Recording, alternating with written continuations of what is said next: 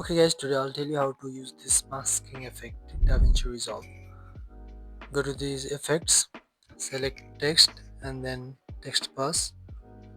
Cut the unnecessary part from the timeline. You need to keep the video layer above and below the text, so you need to duplicate it. And then let's go to the Fusion page. Here you can press Ctrl space and then search for Magic Mask. Add it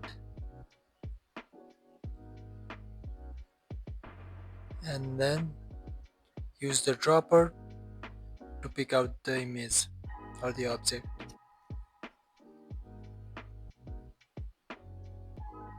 Now we need to drag it. Click on this button and wait. DaVinci will track the object in every frame of the video that we have.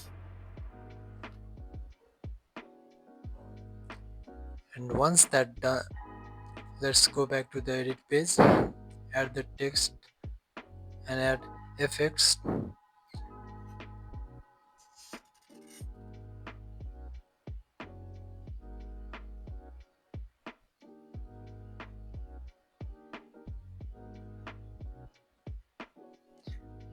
We can rename it, change the color, change the font, resize it, add stroke or anything you like. So let's see the result.